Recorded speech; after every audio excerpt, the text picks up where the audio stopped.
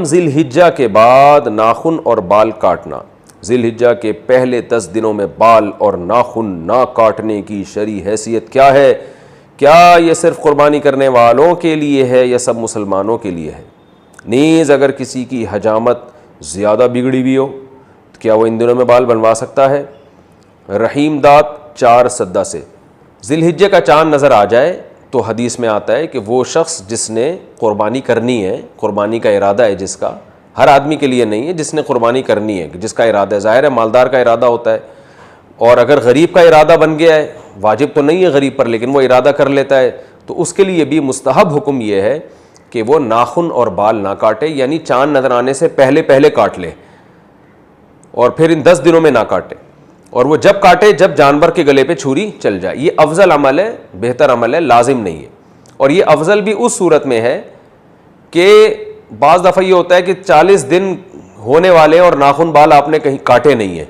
تو پھر 40 دن کی مدت سے زیادہ تو پھر یہ ناجائز ہو جائے گا، تو پھر ایسی صورت میں بہرحال آپ کو کاٹنے پڑیں گے، یعنی بہت زیادہ اگر ناخن بال بڑھ گئے ہیں اور 40 دن کی مدت پوری ہونے والی ہے تو پھر آپ کے لیے کاٹنا ان بالوں کو واجب ہے۔ قربانی اپنے وطن میں ہو تو بال وغیرہ کس حساب سے کاٹیں گے؟ بیٹا لندن میں رہتا ہے اور قربانی کراچی میں ہوتی ہے، کیا وہ اپنے بال وغیرہ کراچی کے حساب سے قربانی کے بعد کاٹے گا؟ نزہت صاحبہ کراچی سے، جی ہاں، کیونکہ حدیث میں آتا ہے کہ جو بال یا ناخن نہ کاٹے جائیں، جو کہ افضل عمل ہے، واجب نہیں ہے، تو وہ اس صورت میں ہے جب جانور کے گلے پہ چھری چل جائے تو پھر کاٹ سکتا ہے۔ تو جب کراچی میں اس نے قربانی کی اور یہاں جانور کٹ گیا تو وہ لندن میں ہو یا امریکہ میں ہو بال کاٹ سکتا ہے۔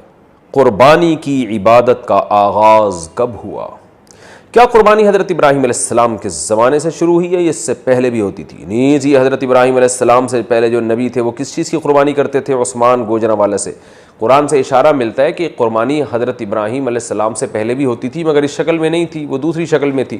اذ قربا قربانا فتقبل من احدہما ولم يتقبل من الآخر، قابیل اور حابیل نے قربانی پیش کی تھی، حابیل کی قبول ہو گئی، قابیل کی رد ہو گئی، تو اس سے بھی متبادر یہی ہوتا ہے کہ انہوں نے جانور ذبح کر کے اللہ کے ہاں پیش کیا تھا، لیکن کوئی صحیح یقینی مستند بات نہیں ہے اس بارے میں۔ البتہ ابراہیم علیہ السلام سے پراپر اس سنت کا آغاز ہوا ہے، ان کو بیٹے ذبح کرنے کے لیے لٹایا گیا اور پھر انہوں نے اللہ کے حکم کو پورا کیا اور اللہ نے بیٹے کے بجائے ایک جانور دے دیا ان کو۔ تو ہم جو قربانی کی سنت کو پورا کرتے ہیں وہ ابراہیم علیہ السلام کی سنت کو تازہ کرنے کے لیے، ان کی سنت کو زندہ کرنے کے لیے، تو ہماری والی قربانی حضرت ابراہیم سے ہی شروع ہوئی ہے۔ البتہ قربانی یعنی جانور اللہ کے لیے ذبح کرنے کا فلسفہ ہمیں